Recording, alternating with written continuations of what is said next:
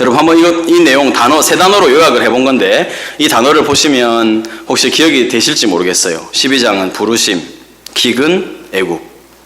좀 느낌 오죠, 12장? 예, 그리고 13장 보면 이별. 누구랑 이별합니까? 예, 롯하고 이별하고, 그리고 하나님이 와서 그 아브라함을 위로하시면서 동서남북을 바라봐라 했던 기억나시죠? 그러면서 그 티끌처럼 네 후손 많게 하겠다. 그리고 14장에 누구를 잡아가죠? 예, 아브라함과 흩어져서 롯을 잡아갔기 때문에 전쟁이 났죠. 그리고 전쟁하고 돌아올 때 멜기세덱과 소돔왕을 만나서 멜기세덱에 뭐 드렸죠? 예, 그거 기억나시죠? 멜기세덱한테 바친 거 있잖아요. 11조 바쳤죠. 예, 11조 바치고 소돔왕이 그 가지라고 하는 거를 자기나 내가 소돔왕으로 지부하지 않겠다 이렇게 했던 거 기억나시죠? 그다음에 15장에 이제 내가 너의 상급이다 했던 거. 그리고 너의 후손을 내 티끌이 아니라 뭐처럼? 예, 무별처럼 하겠다. 그리고 하나님이 동물 사이를 지나가는 언약식. 이거 기억나시죠? 예, 16장에 그래서 하나님이 내 몸이라 했으니까 한번 이제 궁리를 해봐서 첫 번째로 이제 하가를 그 요종을 통해서 하려고 했던 거. 그리고 그 사이에서 나온 아들의 이름이 이제 이스마엘이었고, 이제 쫓겨났죠. 강야로 쫓겨났는데 그때 하가를 찾아와서 하나님이 이렇게 나를 감찰하시는 돌아보시는 하나님이다 해서 거기를 부엘라 헤로에라 했다 이렇게 했던 거. 그리고 17장 사건 가면 나는 그 전능한 하나님이 넌 내 앞에서 행하여 완전하라 했던 거 기억나시죠? 그러면서 아브라함의 이름 바꾸고 사라의 이름 바꾸고 계명했던 사건. 그리고 영원히 그 언약을 기억할 할례를 행하라 한 거 17장에 나왔습니다. 그리고 17장에 보면 3명의 천사가 아브라함을 찾아왔죠. 그죠? 3명의 사람이 찾아왔을 때 아브라함이 대접하는 모습이 있었습니다. 지난주에요. 그리고 또 약속하시죠. 내년 이맘때 너에게 그 아이가 있을 거다 하니까 부엌에서 사라가 듣다가 웃어가지고 이름이 이제 이삭이 되고 하는 그런 거 있었어요. 그리고 도고라는 거는 중보기도죠. 중보기도. 예, 아브라함이 중보기도 하는 거. 여러분 이렇게 하니까 그 한 장을 3단어로 요약하기 괜찮습니까? 예, 요런 거 여러분 한번 해보세요. 제가 괄호로 놔두려고 하다가 여러분 너무 힘들어할까봐 다 채워왔는데 한번 해보시면 좋겠고, 그래서 제가 이제 앞으로 장들이 진행될 때 2단어 혹은 3단어 이 정도로 해서 그 장을 기억하도록 이렇게 할 겁니다. 그래서 여러분이 거기가 내 생각 같다 이러면 그렇게 하고, 아니면 나는 이렇게 하고 싶다 여러분 마음대로 하면 돼요. 여러분이 기억하기 좋게 하는 거니까 그렇게 하면 되겠습니다. 오늘은 이제 우리가 창세기 그 19장을 볼 텐데요. 한번 펴보세요. 창세기 19장.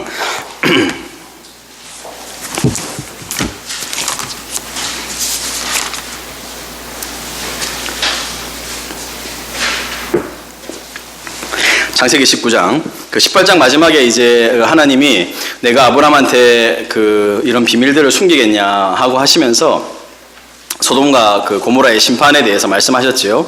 그래서 19장에는 그 소돔과 고모라의 심판 이야기가 이제 소개되고 있습니다. 여러분 한번 저를 한번 보십시오.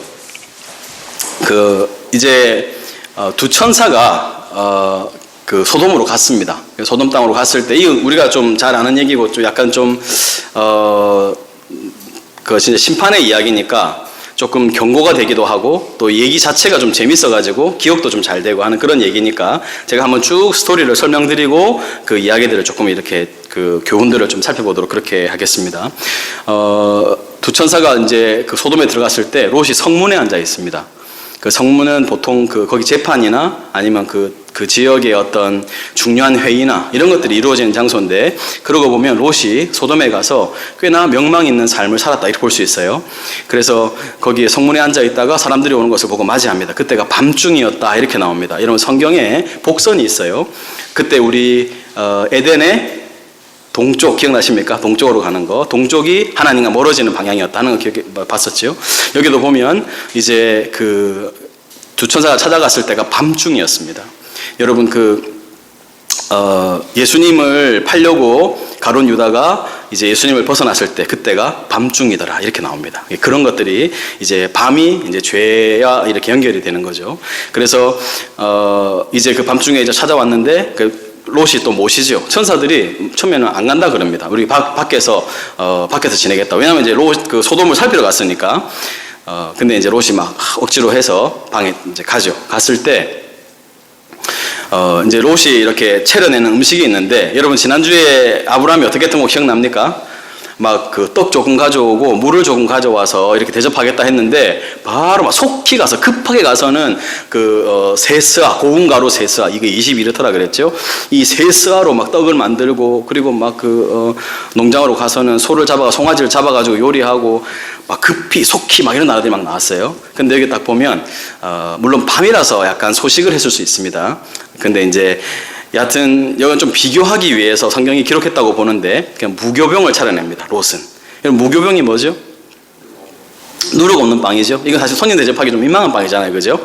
그건 급하게 어디 가야 될 때 먹는 빵인데, 물론 이제 밤이고 뭐 그런 음식이 없어서 그렇게 했다 이렇게 할 수도 있는데, 제가 보기엔 성경은 좀 의도하는 바가 있는 것 같아요.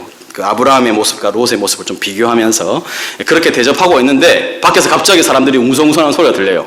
문을 쾅쾅쾅쾅 막 두드리는 거예요. 여러분 그 당시에 이런 생각을 해볼 수 있어요. 천사 두 사람이 왔어요. 근데 롯은 보고 천사인 걸 알아봤는데 사람들은 모르죠. 그러니까 새로운 사람들이 찾아온 거예요. 여러분 보통 성경의 천사는 남자의 모습입니다. 근데 이제 천사가 사실 저와 같이 이렇게 좀 약간 살도 있고 좀 이렇게 부짐하게 생기고 이랬으면 좋겠는데 보통 천사는 그래 안 생겼어요. 천사들은 제가 보기에 꽃미남일 확률이 높아요. 그래 이제 굉장히 이렇게 막 근육질의 막 꽃미남 이런 이제 딱 사람이 오니까 그 소문이 소돔하고 막 그 원근각처럼 막 퍼져나간 거예요. 그러니까 사람들이 어떻게 그 소식을 빨리 듣고 찾아왔는지 막 몰려든 겁니다. 노소를 막론하고 원근에서 모이는 거예요. 멀리서 가까이서 모여가지고는 뭐 하는 겁니까? 오늘 내 집에 찾아온 손님 내놔라 이거. 그러면서 뭐라 그러냐면 우리가 그들을 상관하리라. 이 상관이 뭐예요, 여러분? 이게 이제 성적인 용어입니다. 그러니까 이게 이제 야다라는 원래 히브리 원어인데, 야다는 부부끼리의 시간에 알고 지내는 그런 거거든요. 그러니까 이게 굉장히 그 성적으로 짙은 의미를 나타내는 거니 뭐냐면 우리가 그 남자들을 범하겠다 이거예요. 그 동네 남자 찾아가지고 문을 두드리면서 내놓으라 그럽니다. 여러분 그 천사들이 소돔의 제약상을 보러 왔죠. 딱 보니까 이게 이제 도시가 엉망진창인 거죠. 그래서 소돔이요, 그 롯이요, 그 문 앞에 나가서 일단 이 상황을 그 정리를 해야 되니까 사실 좀 궁금한 게 좀 있어요. 나가가지고는 이제 문 딱 잡고 이래 서서 얘기를 하죠. 지금 내 집에 들어온 손님들한테는 그렇게 하지 말고 내 집에 누가 있다는 거예요? 남자를 알지 못하는 두 딸이 있으니까 이 두 딸을 내놓을 테니까 뭐 이 딸들을 마음대로 하더라도 우리 집 손님 안 된다 이렇게 얘기하죠. 우리 여성분들 이해됩니까? 이런 아버지 어때요? 근데 이제 그 어떤 목사님이 이게 너무 궁금해가지고 중동 가서 그걸 물어봤다는 거예요. 이런 것에 대해서 어떻게 생각하시냐 하니까 지금도 중동에는 자기 집에 찾아온 손님들을 보호하는 것이 자신의 목숨을 지키는 것도 중요하다. 그러니까 롯이 그때 할 수 있는 최선의 방법, 그 너무 다급한 순간이니까 자기가 할 수 있는 최선의 방법을 생각했을 거다라고 생각하는 거예요. 근데 또 한편으로 보면 롯도 이미 그 지역의 사람들의 문화에 깊이 젖어 있는 그런 상황인 거죠. 그런 걸 보여줍니다. 그러니까 그 사람들이 안 된다는 거예요. 여자 말고 남자 내놔라 이거예요. 그래서 여러분 그 소돔, 영어로 소돔에서 ITE 붙여서 소도마이트 하면 뭐예요? 동성애자 말하거든요. 그래서 여기에 이제 대표적인 그 죄를 나타내는 거죠.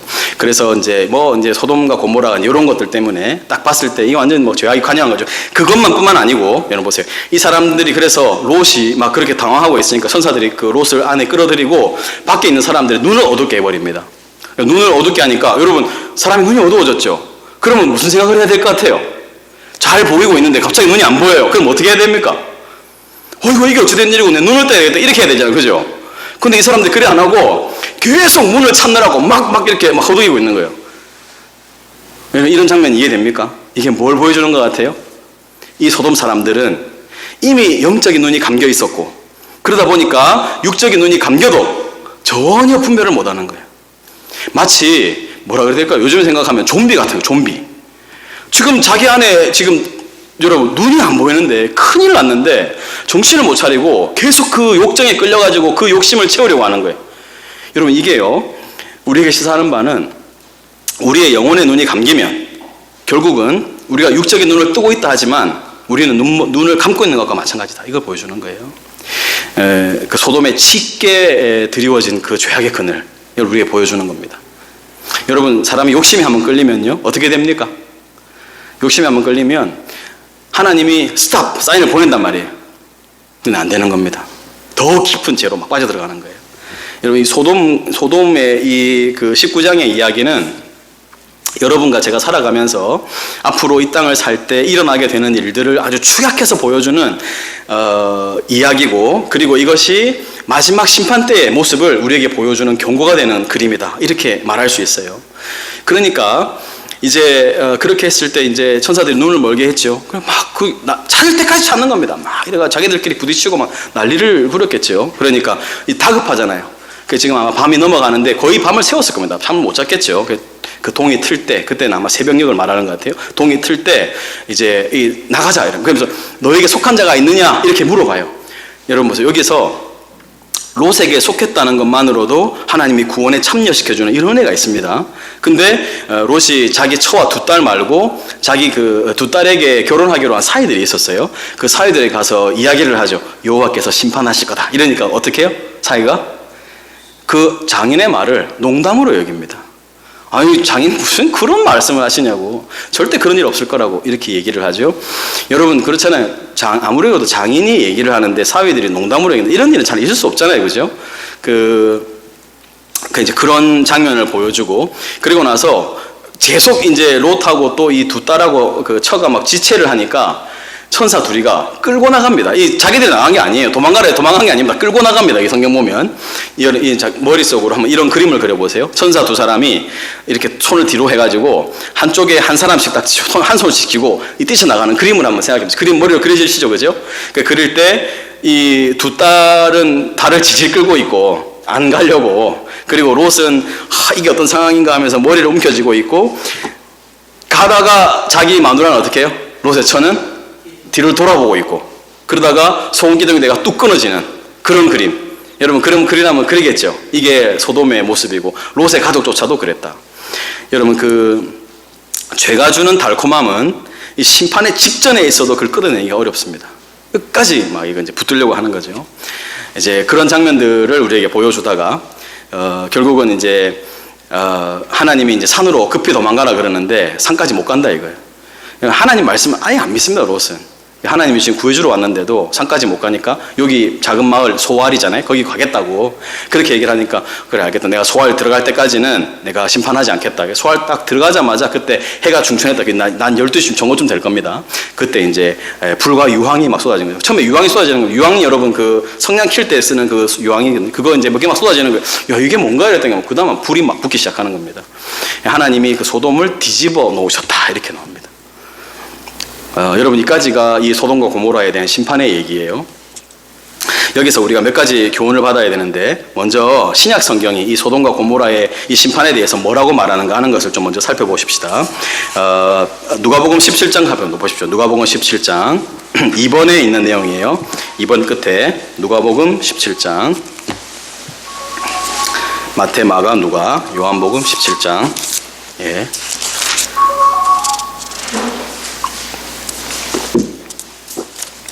17장의 28절 봅니다. 여기 이제 우리가 본 대표적인 두 가지 심판, 노아의 홍수 심판하고 소돔과 고모라의 심판이 있었죠. 여기 26절 먼저 보시면 노아의 때에 된 것 같이, 17장 26절 보이시죠? 예, 노아의 때에 된 것과 같이 인자의 때에도 그러할 거다. 노아가 방주에 들어간 날까지 사람들이 어떻게 했어요? 먹고 마시고 장가가 들고 시집가고 이렇게 하더니 홍수가 다 멸망시켰고, 또 28절 이제 나오죠.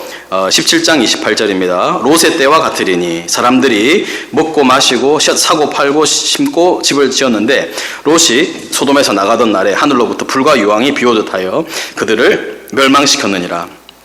언제도 그렇다고요?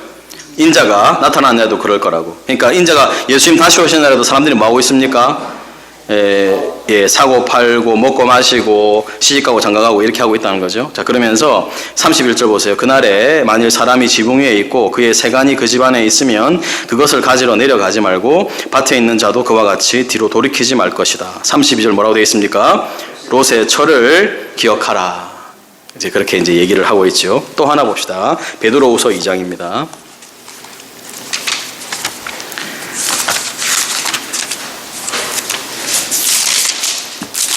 베드로후서 신약성경 385면 신약성경 베드로후서 2장 6절과 8절 한번 봅니다. 예, 여기도 그 5절에부터 한번 보시면 2장 베드로후서 2장 5절 봅니다. 옛 세상을 용서하지 아니하시고 오직 의를 전파하는 노아와 그 7 식구를 보존하시고 경건하지 아니한 자들의 세상에 홍수를 내리셨고 6절 소돔과 고모라 성을 멸망하기로 정하여 제가 되게 하사 후세에 뭐라고 되어 있습니까?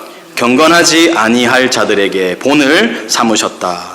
그래서 7절 보면 무법한 자들의 음란한 행실로 말미암아 고통당하는 의로운 롯을 건지셨는데 이는 이 의인이 롯을 의인이라고 표현하죠 성경에 그죠? 이 의인이 그들 중에 거하여 날마다 저 불법한 행실을 보고 들으므로 그 의로운 심령이 상했다 이렇게 나오고 있죠. 여러분 그러니까 지금 결국은 이 소돔과 고모라의 이야기는 오늘 우리들에게도 동일하게 경건하게 살지 않는 자들, 자기의 욕심을 따라 살아가는 자들에게 주는 무서운 경고가 되겠습니다. 다시 우리 19장, 창세기 19장 돌아가셔서 한번 정리된 내용을 제가 드린 그 유인물을 한번 보십시오. 19장을 한번 보십시오. 심판자비 모압과 암몬 이렇게 제가 요약을 했는데 1번 보시면 소돔의 제약상입니다. 롯의 집에 방문한 두 천사를 두고 그 성 사람이 노소를 막론하여 원근에서 모여 그들을 이끌어내라. 우리가 그들을 뭐 했어요? 상관하리라 말하며 그들의 죄악을 여실히 드러내었습니다. 2번 보시면 심판 중의 자비죠. 두 천사는 롯에게 너에게 속한 자가 또 있느냐 속한 자가 또 있느냐며 자비를 베풀어 줍니다. 이는 아브라함을 생각하사 롯에게 베푸신 자비죠. 하지만 롯의 두 사위는 심판의 메시지를 뭐로 여겼다 했죠? 농담으로 여겼고 돌아보지 말라는 말씀을 경홀히 한 롯의 아내는 소금 기둥이 되었다. 롯의 철을 기억하라. 거기 뭐 그런 거 써놓으면 좋겠죠? 롯의 철을 기억하라. 이런 거. 죄는 그렇게 끊어내기 어렵고, 여러분, 롯의 처가 왜 돌아봤겠습니까? 미련 때문에. 이 심판이 이제 일어나니까. 거기 뭐 있어요, 여러분? 여러분, 롯도 부자였습니까? 가난했습니까? 부자였죠. 아브라함은 왜 헤어졌죠? 돈이 많아서 헤어진 거예요. 가진 게 많아, 소유가 많아서 헤어졌어요. 그러니까 거기 소돔 가서 어떻게 됐겠습니까? 잘 살았죠. 그 백화점 가서 사는 거 얼마나 많겠습니까? 그 집에 뭐 명품 TV, 뭐 명품 냉장고, 명품 에어컨, 명품 뭐 온갖 다 있었겠죠. 그러니까 뭐 떠날 수가 없는 거예요. 가방들하고 이런 거 이렇게 놔두고 이제 떠날 수가 없죠. 여러분, 그러니까 좀 이 땅에 살면서 너무 소유에 집착하고 많이 쌓아놓고 이러면 안 됩니다. 그리스도의 삶이 그렇지 않습니다, 여러분. 그러니까 어떻게 보면 이건 좀 극단적인 이야기일 수 있는데 오히려 이렇게 죄악된 세상을 생각하면 가진 게 없는 게 복일 수도 있습니다. 그건 정말 성경을 읽을 때마다 느끼는 겁니다. 그런 경지까지 가려면 너무 먼 이야기겠죠. 진짜 그렇습니다. 세 번째 얘기 보면 잠깐 보십시오. 여러분 이제 롯의 원래 산으로 도망가라 그랬는데 도망 못 가고 머뭇거리고 있었잖아요, 그죠? 그래서 소알 작은 마을에 가가지고 있는데 거기서도 두려운 거예요. 이 두려움이 그냥 믿음을 못 갖게 하는 겁니다. 그러니까 산에 간 거예요. 산에 들어갔어요. 그러니까 이 딸들이 두 딸이 있었죠, 그죠? 그 딸들도 아버지랑 어머니 똑같습니다. 그래 이제 이게 참 성경에 기록하기 부끄러운 이야기인데 우리에게 후손이 없다, 이제 이어갈 사람도 없다. 그래가지고 아버지한테 뭐를 잔뜩 먹입니까? 술이 문제입니다, 여러분. 여러분 노아도 어떻게 했어요? 노아의 실수가 뭐였습니까? 술 먹고 뒤집어졌다 그런 거잖아요, 그죠? 그 가난한 저 아들 막 저주받고 한 게 술 먹어 그런 거잖아요. 롯의 이야기도 술 먹고. 여러분 딸들이 술 줘도 안 먹어야지. 어떻게 인사불성이 될 때까지 처마시고 자가지고 자기 딸들이 눕고 일어났는데도 몰라? 여기 봅시다. 여기 지금 모르겠습니다, 저는. 어쨌든 술 끊어야 됩니다. 술. 자, 근데 이제 그래도 그렇습니다. 그래서 여기 3번에 보세요. 모압과 암몬 자손의 시작이죠. 롯의 두 딸은 아버지와 산에 거주하다가 자신들의 후손을 이어갈 수 없다고 생각되자 롯에게 술을 마시게 하고 아버지를 통해 후손을 얻는 어리석은 일을 행한다. 첫째가 모압이고 둘째가 암몬이에요. 여러분 모압과 암몬이 어떻게 성경이 말하는가 한번 보십시오. 그 신명기 24장 같이 한번 읽어봅시다. 거기 그 가로가 다 돼 있죠. 안 비워놨죠, 제가. 같이 한번 읽어봅시다. 같이요. 시작. 암몬 사람과 모압 사람은 여호와의 종에 들어오지 못하리니 그들에게 속한 자는 십대뿐 아니라 영원히 여호와의 종에 들어오지 못하리라. 이제 이 이야기 이후로 롯은 나오지 않습니다, 성경에. 결국은 이렇게 끝이 나는 거예요. 여러분, 정말 믿음의 조상, 정말 대단한 사람 옆에 있었잖아요. 그죠? 그 하란에서 같이 떠난 사람 아니에요. 정말 그 복을 스스로 걷어차는 거죠. 그 자기의 욕심과 물질에 대한 욕망에 쫓겨가지고. 예. 여러분, 우리도 이렇게 어리석은 길을 가서는 안 되겠습니다. 이런 것들을 잘 기억하시고, 19장은 심판이지요. 꼭 기억하십시오. 여러분, 하나만 제가 더 말씀드리고 싶은데, 여기 19장에 보시면요,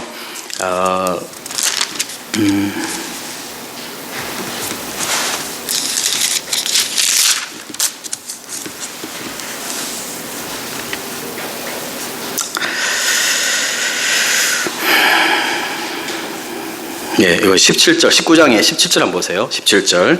제가 그 공표하라고 하는데 한번 체크를 한번 해보십시오. 19장 17절 보면 그 사람들이 그들을 밖으로 이끌어낸 후에 이르되 도망하여 생명을 보존하라 이랬죠. 첫 번째, 돌아보거나 공표하시고, 돌아보거나 들에 머물지 말고 공표하시고, 그 다음에 산으로 도망 공표해 보십시오. 산으로 도망하여 멸망함을 만하라. 세 가지 말씀했죠. 돌아보지 말아라, 머물지 말아라, 산으로 도망가라. 여러분, 이게 우리 신앙에 주는 굉장히 큰 교훈입니다. 신앙생활을 시작하면 첫 번째 뭐 하지 말아야 돼요? 옛생활 돌아오면 안 됩니다. 끊어내야 됩니다.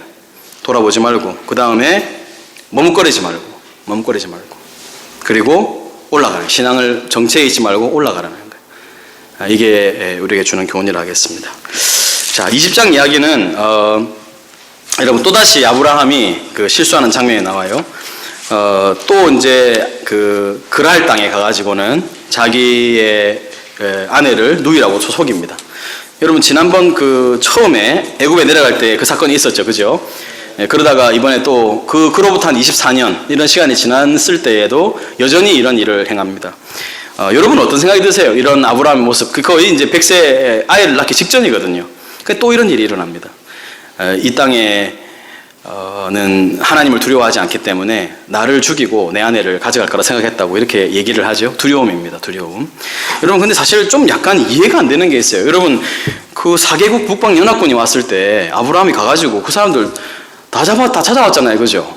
근데 제가 볼 때는 아비멜렉, 그랄 땅 이런 데 더 작은 지역이거든요. 근데 왜 그렇게 겁을 냈을까? 그러니까 이런 것들이 잘 설명이 안 돼요. 근데 어쨌든 성경이 이걸 우리한테 알려주는 이유가 뭘까를 생각해 봐야 되는데, 결국은 여러분, 아브라함의 잘남 때문에 하나님의 사람이 된 게 아니라는 거예요.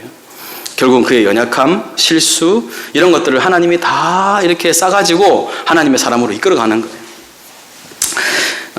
그래, 이런 것들을 여러분 잘 기억하시면서 하나님의 은혜를 우리가 잘 기억하고, 우리가 이런 걸 보면서 이제 교훈을 받아야죠. 우리 역시도 방심하면 그런 실수를 할 수 있다는 걸 꼭 기억하면서요. 그래서 이제 성경을 한번 보십시다. 요 20장은 한번 쭉 이렇게 여러분이 한번 보시면, 이건 별로 어려운 게 없는데, 아브라함이 이제 이렇게 되는 겁니다. 저를 한번 보십시오. 아비멜렉이 속였죠. 그래서 데려갔습니다. 여러분 보세요. 아브라함 99세입니다. 사라랑 10살 차이거든요. 그러면 사라 몇 살입니까? 89세. 얼마나 아름다웠을까요, 사라가. 참 그게 궁금해요. 예. 그래서 참 아니면 뭐 동맹을 맺기 위한 어떤 전략적 협상이었는지도 모르겠고, 근데 이제 하나님이 원래 아비멜렉이 사라랑 동침을 해야 되잖아요, 그죠? 근데 동침을 안 합니다. 여러분, 처음 이제 여자가 왔는데 동침을 해야 되잖아요. 마침 그날 아비멜렉이 엄청 힘든 일이 있었던 것 같아. 하루 종일 붕어빵을 구웠든지 하여튼 엄청 힘든 일이 있어가지고 그날은 막 여자고 뭐 자시고 뭐 정신이 없어. 그냥 인사불성에 잔 거예요. 자는데 하나님이 꿈에 나타난 겁니다. 현몽하신 거예요. 그래서 뭐라 그러냐면, 네가 오늘 데려온 그 여자는 남편이 있는 여자다. 네가 저 여자 때문에 죽을 거다. 근데 너 죽여버릴 거야. 이러니까 그거 놀래가지고 하나님 변론합니다. 아니, 하나님은 의로운 백성도 멸하십니까? 여러분, 이게 누가 한 말이에요? 하나님 의로운 백성도 멸하십니까? 이거 지난번에 한번 누가 하나님한테 얘기했었잖아요. 소돔과 고모라 심판한다 그랬을 때 아브라함이 하나님한테 그랬잖아요. 하나님 의로운 백성도 하나님 같이 멸하실 겁니까? 거기에 의인 50 있으면 어찌하실 겁니까? 했잖아요. 그죠? 이게 아브라함 했던 말을 이 아비멜렉이 하는 거예요. 아비멜렉은 그 당시에 보면 굉장히 사실 좋은 왕이에요, 이 사람이. 그러면서 그러니까 하나님이 그래요. 네가 의로운 마음과 깨끗한 손으로 그렇게 한 건 내가 알고 내가 너를 막았다 이거예요. 이게 하나님 복이죠. 여러분, 남자가 제일 참기 힘든 것 중에 그런 게 욕정이 중에 하나잖아요. 그죠? 근데 그걸 딱 절제해가지고 잠을 안 잔 거예요, 하나님이. 근데 여러분 보세요. 지금 17장에 하나님이 와가지고 그 18장, 17장, 18장에 하나님이 아브라함한테도 사라한테도 다 뭐라고 말했냐면 명년이 때, 내년 이맘때에 네가 아이를 가질 거라 그랬거든요. 그러면 여러분 지금 아브라함한테 다른 씨가 들어가면 돼요, 안 돼요? 사라한테? 절대 안 되죠. 이 약속이 계속 위기에 처하는 겁니다. 하나님이 계속 그런 걸 보여주는 거예요. 이렇게 약속이 위기에 처하는데도 여호와 내가 이 일들을 어떻게 이루어가는지를 보라 이거예요. 여러분 하나님의 일이 이렇게 이루어진다는 걸 보게 하시는 거죠. 이게 신약과 연결되면 하나님의 견인, 우리 믿는 자들을 끝까지 인도하시는 하나님의 사랑, 이런 것들을 우리에게 보여주는 그런 장면이라고 할 수 있겠어요. 자, 그러면서 이제 다시 그 아내를 돌려보내는 이제 그런 이야기가 나오죠. 재밌습니다. 이걸 한번 읽어보시면 여러분들이 아실 테니까. 그런데 제가 드린 유인물 보시겠습니다. 자, 20장 보시면 언약의 위기입니다. 위기. 하나님의 언약이 또 위기를 맞이하는데요. 아브라함은 아내 사라를 누이라고 속여 그랄 왕 누구에게요? 아비멜렉에게. 이게 그랄 왕의 호칭이다 이렇게 말하는 사람도 있고, 뭐 왕의 이름일 수도 있는데, 그랄 왕의 호칭, 예, 그 바로처럼요, 애굽 왕의. 그러니까 2번 그랄에서의 구원이죠. 아비멜렉에게 현몽하신 하나님께서 그의 죽음을 말씀하시자 주께서 의로운 백성도 멸하시냐고 항변하면서 자신은 온전한 마음과 깨끗한 손으로 행하였다 이렇게 말을 하지요. 온전한 마음과 깨끗한 손으로 행하였다. 근데 3번 보시면 아브라함은 그의 연약함으로 거짓을 반복하지요. 사람들이 자신을 죽일 것이라 생각했기 때문에 사라를 이복누이로 또 가는 곳마다 나를 그대의 오라비라 하라고 했다고 말하는데, 여러분 이게 다 거짓말입니다. 이게 이제 그 아브라함이 믿음의 조상이니까 아브라함을 좀 변호하려고 하는 사람 편에 서 있는 사람이 있고, 또 한편으로는 아브라함이 이렇게 연약한데도 하나님이 그를 이끌어하셨다 이렇게 말하고자 하는 사람이 있는데, 제가 볼 때는 저는 좀 후자 쪽이 맞게 보는 거라고 좀 생각이 됐어요. 왜냐하면 하나님이 이렇게 아브라함이 계속 이렇게 실수를 하고 연약하고 넘어지는데도 하나님이 이렇게 인도해 주시는 걸 보면서 우리들에게 너희들 그렇게 실수하고 살아라 이걸 말하는 게 아니고, 얘들아 내가 이렇게 이 믿음의 그 씨를 이어간다. 그럼 너희가 어떻게 살아야 되겠니? 이렇게 우리에게 물어보는 것 같아요. 하나님의 은혜죠. 그래서 여러분 그 사라가 이복누이 맞습니까? 그런 흔적이 성경에 있어요? 맞아요? 창세기 어디 있습니까? 그 11장에 11장 한번 가봅시다. 11장에 창세기 11장 가보세요. 창세기 11장 데라의 족보 나오죠. 27절 보세요. 27절. 데라가 27절 누구 낳습니까? 아브라함, 나홀, 하란 낳았죠. 그죠? 그 다음에 하란 누구 낳습니까? 롯을 낳았죠. 롯을 낳았는데 하란이 죽었죠. 그죠? 자, 29절. 아브라함과 나홀이 장가들었죠. 근데 아브라함 아내 이름은 사레고 나홀의 아내 이름이 뭐예요? 밀가죠. 밀가는 누구 딸이에요? 하란의 딸이죠. 하란은 밀가의 아버지고, 이스가라는 사람이 있었나 봐요. 근데 사레 얘기 있어요, 없어요? 사레는 임신하지 못함으로 자식이 없어서 끝이죠. 여러분, 우리는 나홀이 누군지 몰라요. 근데 나홀이 누군지 잘 모르는데, 그러니까 아브라함 동생이잖아요. 그 밀가를 이야기하면서 밀가는 하란 딸이다 얘기하는데 사레에 대한 얘기가 없어요. 사레가 이복누인지 아닌지 모릅니다. 모르기 때문에 아브라함이 거짓말을 했을 것이다 이렇게 보는 거예요. 그리고 분명히 또 사레가 만약에 이복누이였으면 여기 기록됐겠죠. 족보에. 그리고 뭐 하란 주인공도 아닌 나홀에 대해서 이렇게 얘기를 하는데 기록이 없단 말이에요. 그리고 아브라함이 뭐라고 하냐면 너 가는 곳마다 나를 오라비라고 해라고 했다 지금 했잖아요. 근데 12장 보세요. 여러분 12장. 다시 12장 보시면 12절 보세요. 12장 12절. 애굽 사람이 그대를 볼 때에 이르기를 이는 그의 아내라 하여 나는 죽이고 그대는 살리리니 원하건대 그대는 나의 누이라 하라. 그러면 내가 그대로 말미암아 안전하고 내 목숨이 그대로 말미암아 보존되리라. 이게 일회성 약속이죠. 그죠? 근데 아브라함 뭐라고 하는 거예요? 내 갈 때마다 그랬다. 가는 곳마다 그렇게 해달라 했다. 이렇게 얘기하잖아요. 그것도 거짓이라고 보는 거죠. 예. 그래서 이런 것들을 여러분 기억하시면서, 인간이 이렇게 연약합니다. 이런 연약한 인간과 함께 하나님이 일하셔야 되니까 우리가 정말 이 땅을 살면서 조심하고 살아는 파는 것 같듯이 그렇게 가야 되겠죠. 예. 그러나 하나님이 우리를 인도하시겠지만 그런 삶을 살아야 되겠다는 생각을 좀 하게 됩니다. 예. 제가 이제 한 장당 15분씩 끊어서 딱 60분을 만들겠다 이런 생각을 했기 때문에 지금 빨리 급해요. 자, 21장. 예. 21장 들어갑니다, 이제. 이제 드디어 태어나죠. 여러분, 이삭이 태어날 때 제일 중요한 게 뭐겠어요? 여기 21절 보세요. 21절. 공표하는데 제가 공표합니다. 여호와께서 뭐 하신 대로? 말씀 공표합니다. 말씀하신 대로 사라를 돌보셨고, 또 여호와께서 뭐 하신 대로? 예, 말씀하신 대로 공표합니다. 말씀 공표하시고, 예, 다시 한번 봅시다. 여호와께서 말씀하신 대로 사라를 돌보셨고, 여호와께서 말씀하신 대로 사라에게 행하셨으므로. 사라가 임신하고 22절 보면 사라가 임신하고 하나님이 말씀하신 시기가 돼요. 또 말씀 계속 강조되죠, 그죠? 예, 하나님께서 말씀하신 것이 반드시 이루어진다. 이런 것들을 제일 먼저 우리한테 말씀하는 거죠.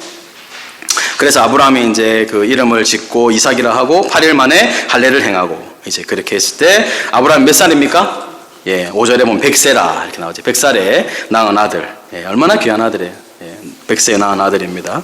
이삭을 낳았죠. 6절 보세요. 그 다음에 우리가 하나 더 받아야 될 교훈이 있습니다. 사라가 이르되 하나님이 나를 뭐예요? 웃게 하시니. 여러분, 이삭 이름 뭐죠? 웃음. 예, 웃음이죠. 이삭의 이름이 웃었다. 이츠하크죠. 웃었다. 이게 비웃음 이렇게 말할 수도 있는데 웃었다. 근데 하나님이 결국 나를 기쁨의 웃음을 짓게 하신다는 거죠. 예, 이츠하크를 통해서 이츠하크하게 하셨다. 이렇게 되는 거예요. 자, 그러면서 웃게 하시니, 그리고 자기만 웃는 게 아니고 누가요? 듣는 자가 다 나와 함께 웃으리로다. 사라가 자식들을 젖먹이겠다고 누가 아브라함에게 말하였으려마는 아브라함의 노경에 내가 아들을 낳았도다. 여러분, 그래서 거기 보면 우리를 웃게 하시는 하나님. 여러분, 이게 누구의 삶이에요? 사라의 삶이고, 또 누구의 삶이에요? 저와 여러분의 삶이죠. 우리를 웃게 하시는 하나님.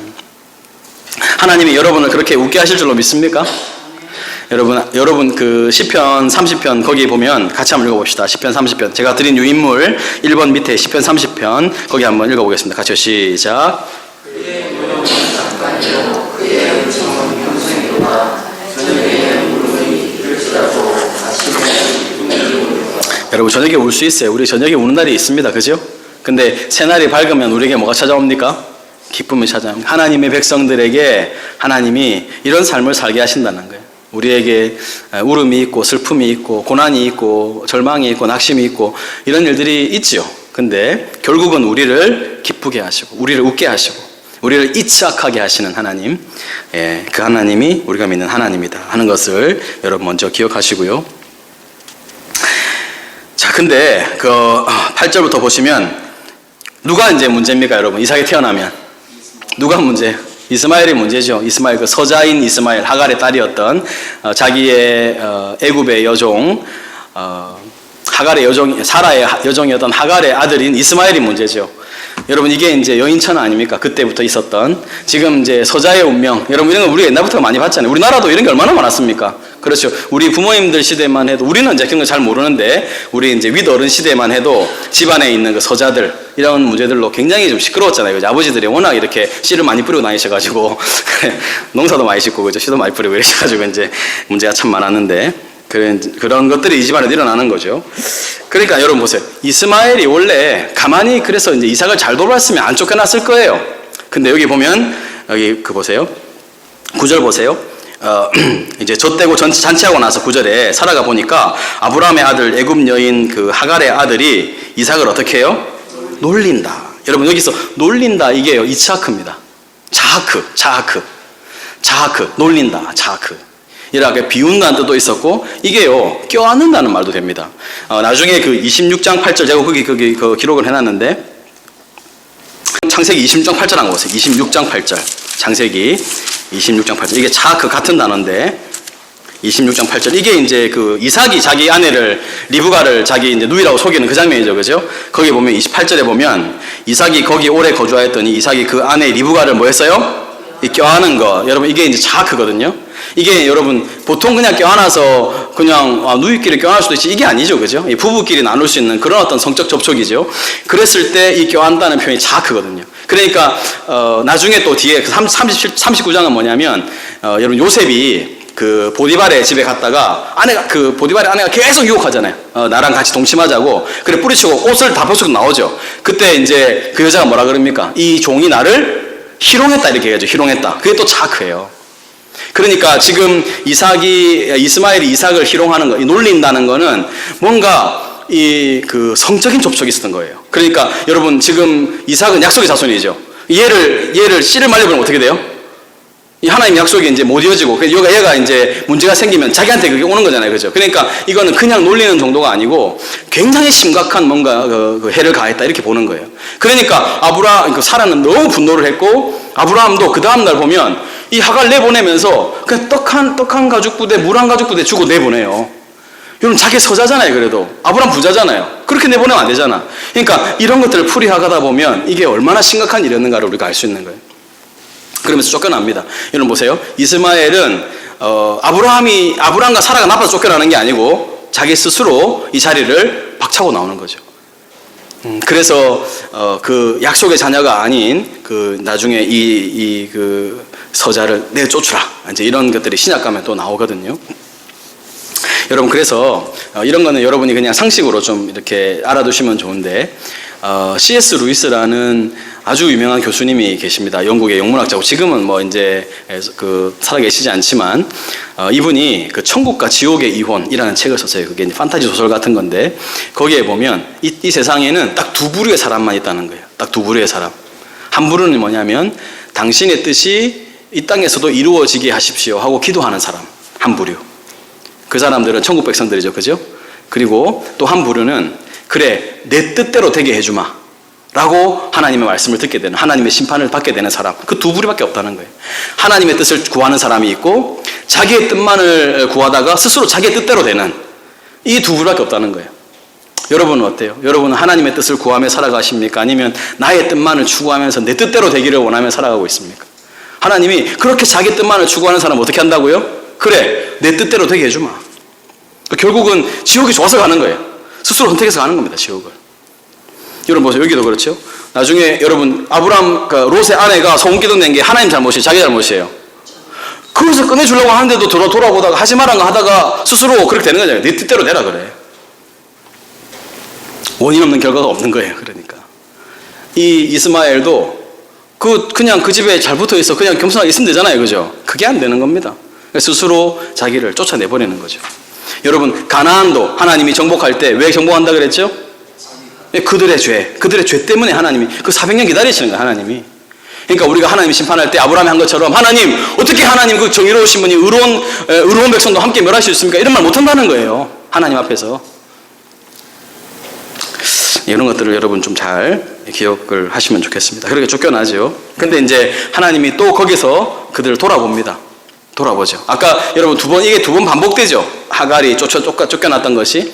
아까 16장에도 그런 일이 있어요. 임신했다가 이제 막 까불다가 또 쫓겨나고, 그 이제 또 애가 또 이삭을 괴롭히다가 쫓겨나고, 이런 일들이 일어나죠. 근데 나중에 보면 아브라함이 죽었을 때 그 175세입니다. 지금으로부터 한 70년 정도 뒤의 일이죠. 그죠? 그때 아브라함이 죽었을 때 상을 치를 때 이삭과 이스마엘이 함께 상을 치르는 장면이 나와요.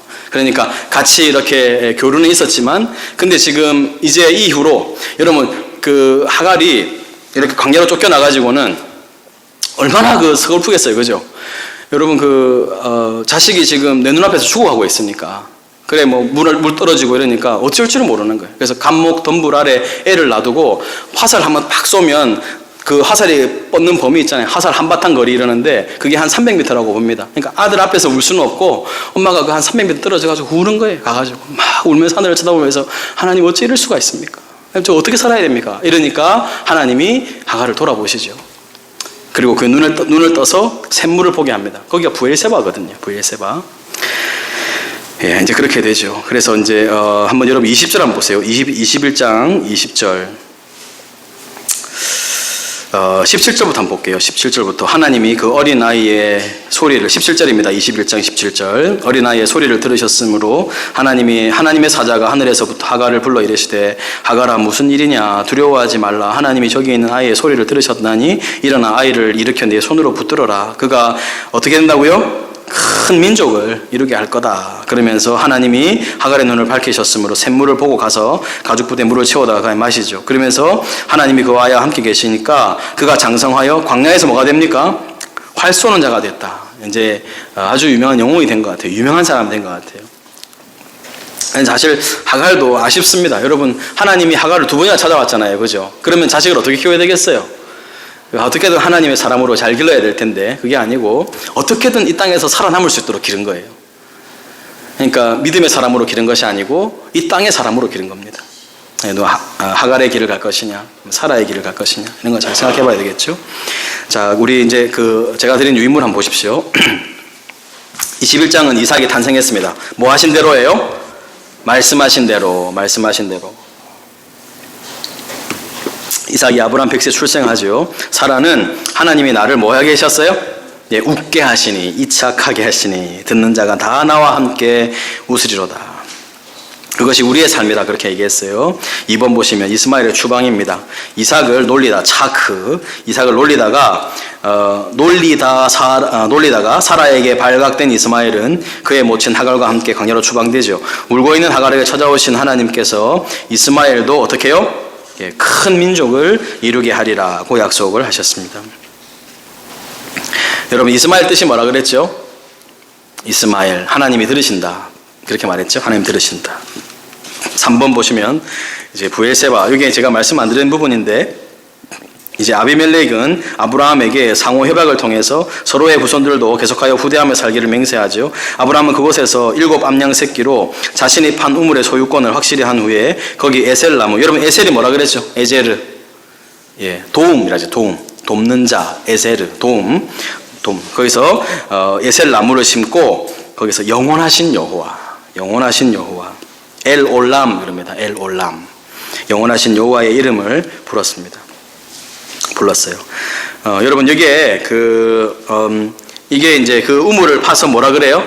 이제 부엘세바다, 그렇게 부엘세바. 여러분, 부엘세바 많이 들어보셨죠? 부엘세바. 이 뜻은 맹세의 우물입니다. 맹세의 우물. 세바가 7이란 뜻이에요. 7개의 암양을 주고 어린 양을 주고 그 우물을 내가 샀다, 이런 뜻이기도 해요. 부엘이 우물이고 맹세의 우물 혹은 7의 우물, 이렇게 말할 수도 있어요. 그런데 이 부엘세바가 결국은 아브라함이 처음 정착해 살던 곳이기도 한데 나중에 되면 이 부엘세바가 이스라엘의 남부 지역을 이렇게 제일 끝부분을 나타내는, 상징하는 그런 지역이 되기도 합니다. 그래서 여러분, 우리나라는 한라에서 백두까지 이렇게 얘기하죠. 한반도인가요? 한라에서 백두까지. 예, 그렇게. 그 다음에 이 이스라엘은 어떻게 표현하는 거예요? 그래서 단에서 브엘세바까지 이렇게 표현하죠. 그래서 여기 사무엘상 3장 20절 보면 단에서부터 브엘세바까지의 온 이스라엘, 이렇게 표현하는 거예요. 단에서 브엘세바, 온 이스라엘이 사무엘은 여호와의 선지자로 세우심을 입은 줄을 알았더라, 이런 표현이 있죠. 그래서 거기서 영원하신 여호와의 이름을 불렀어요. 이제 마지막 아브라함의 삶의 장면이 나타납니다. 여러분, 이렇게 연약하기도 하고 실수도 하고 했지만 하나님이 아브라함의 인생의 마지막을 이렇게 아름다운 장면으로 우리에게 소개해 주는 것이 또 한편 위로가 돼요. 여러분, 아브라함이 하나님 나타나서 뭐라 그럽니까? 여기 21절 보세요. 22장 보세요. 22장에 그 일 후에, 여러분, 아까 그 일이 뭐냐면 앞에 에셀나무를 심고 여호와의 영원하신 여호와의 이름을 불렀다. 이름을 불렀다는 건 예배행위거든요. 제사를 드린 걸 말합니다. 영원하신 여호와에게 제사를 드렸을 때 그 일 후에 하나님이 이제 아브라함을 부르십니다. 아브라함을 뭐 하시려고? 예, 시험 공표하십시오. 거기 22장 1절에 그 일 후에 하나님이 아브라함을 뭐 하시려고? 예, 시험하시려고. 하나님이 우리를 시험하시는가?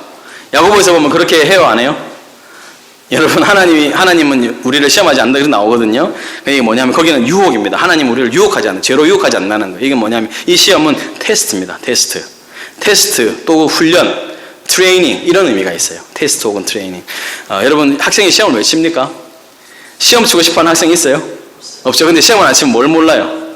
자기의 위치를 모르죠. 시험을 안 치면 자기가 어떤 상황인지 모릅니다. 그래서 시험이 필요하죠. 여러분, 트레이닝을 왜 합니까? 훈련을 왜 합니까? 훈련은 강해지려고 하는 거죠. 믿음에 견고해지기 위해서. 그래서 우리에게 이게 있습니다. 사실 근데 우리는 이게 하나님이 나를 시험하셨다, 이렇게 말하기가 쉽잖아요. 우리는 잘 모릅니다. 왜냐하면 우리는 너무 죄에 끌리기 때문에 죄의 유혹을 받으면서도 하나님이 우리를 이렇게 시험하신다, 이렇게 말할 수도 있는 것이고, 그러니까 우리 좀 조심해야 될 부분인데, 여하튼 하나님이 아브라함을 시험하시렵니다. 아브라함아, 제가 여기 있습니다. 2절 보세요. 네 아들, 여기 중요합니다. 하나님이 얘기할 때 그냥 이삭을 데리고 이렇게 말 안 합니다. 네 아들, 그 다음 뭐예요? 너의 사랑하는 아들, 너의 독자. 이삭을 데리고 모리아 땅으로 가서 내가 내게 일러준 한 산 거기서 그를 뭐로? 번제로 드리라. 이 번제가 뭐예요, 여러분? 그 완전히 태워드리는 거예요. 완전히 태워요. 여러분 이거 이해됩니까? 하나님이 이렇게 하실 수 있어요?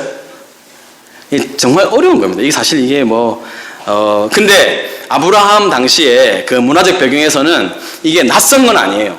왜냐하면 여러분 그 몰렉신이라는 당시 이방 신이 그 인신제사를 받았거든요. 그 몰렉신은 아이를 바치게 하는 신이에요. 그래서 네 아이를 불로 지나가게 하지 마라. 성경 이런 게 있거든요. 그게 몰렉신을 섬기는 사람들이 하는 행위입니다. 그러니까 아브라함 갈등했을 거예요.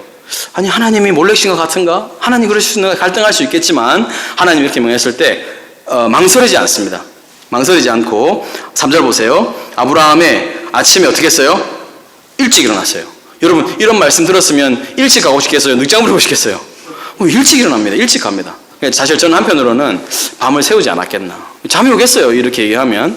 근데 일찍 떠납니다. 떠나면서 근데 그 모리아 땅으로 가는 길이 3일 길이에요. 하나님 참 짓궂죠. 그냥 바로 앞산에 그냥 가서 끝내라 하면 되는데 3일 길을 가야 돼. 뭐 하는 기간이죠? 계속 생각하고 이게 이제 무슨 일인가 하는 그런 생각해보는 기간. 내가 또 망설일 수도 있고 돌아보지 않아요. 가는 겁니다. 갈 때 그러면서 그 두 종과 그의 아들 이삭을 데리고 번제에 쓸 나무를 다 쪼개가지고요 하나님이 자기에게 일러준 겁니다. 3일에 나오죠. 제3일에 아브라함이 눈을 들어서 그곳을 멀리 바라봤어요. 그래서 종들에게 이릅니다.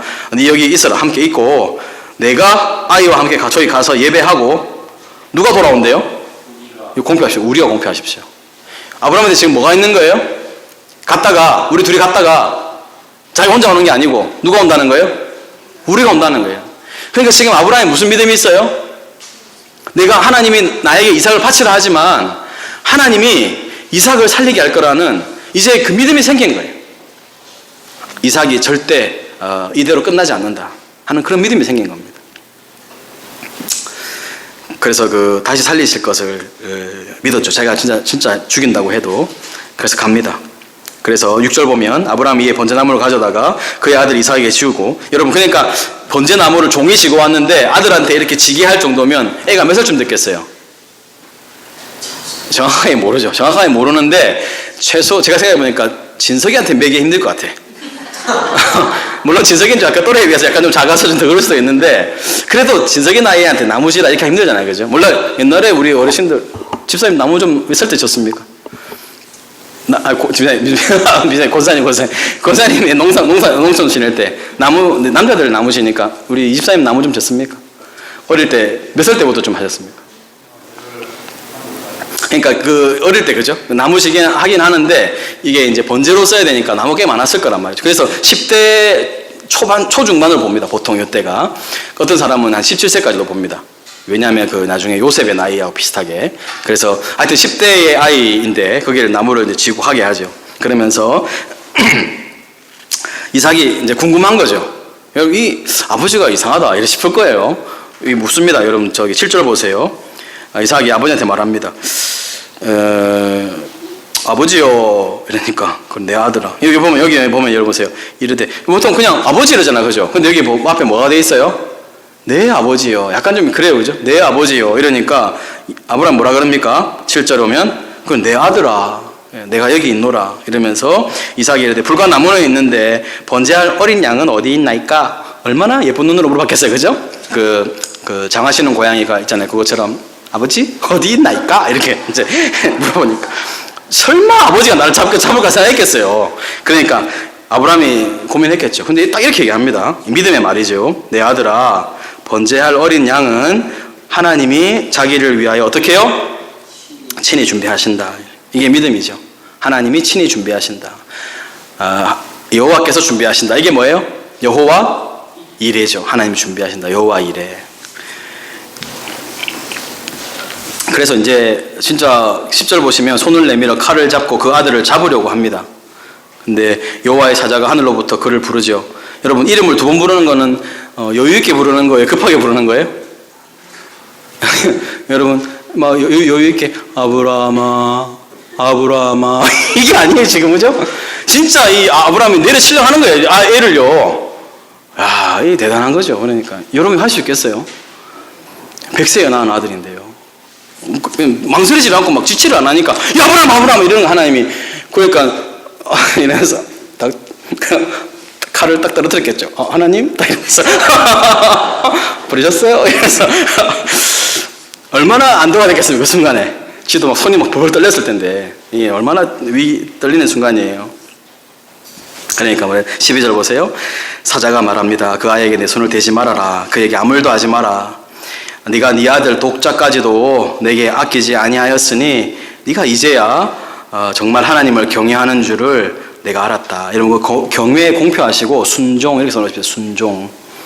여호와를 경외한다는 건 하나님 말씀에 따르는 겁니다. 순종하는 거죠. 여호와를 경외하는 줄을 알았다. 순종하는 줄 알았다. 그러니까 마침 보니까 뭐가 있어요? 예, 순양이 딱 있죠. 예, 어린 양이 있습니다. 순양을 잡아가지고 이제 바치고 그래서 아브라함이 14절 보시면 그 땅 이름을 뭐라 그럽니까? 여호와 일이다. 여호와 일에. 여러분 이런 건 정말 중요하죠. 그 창세기 보니까 그 히브리어가 꽤 많이 나오죠, 그죠? 여호와 일에. 근데 우리가 사실 모르고 넘어갔는데 이건 참 중요한 용어들입니다. 여호와 일에. 부엘라 헤로이 뭐 이런 것도 있었고, 그죠? 예. 이런 여러 가지들을 잘 기억합시다. 그래서 16절 보세요.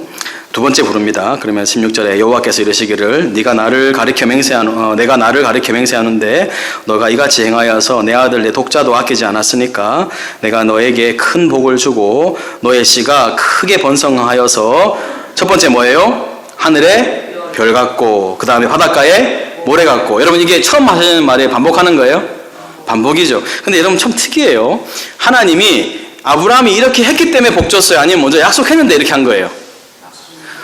그죠? 하나님 먼저 약속했죠. 하나님 먼저 이렇게 다 약속했잖아요. 그죠? 근데 아브라함이 또 순종했죠. 그냥 또 뭐라 그러세요? 네가 이렇게 했기 때문에 그런다 그러죠. 여러분 이게 뭘 말하는 것 같으세요? 숙제입니다. 그러니까 다들 생각을 안 하시는 것 같아.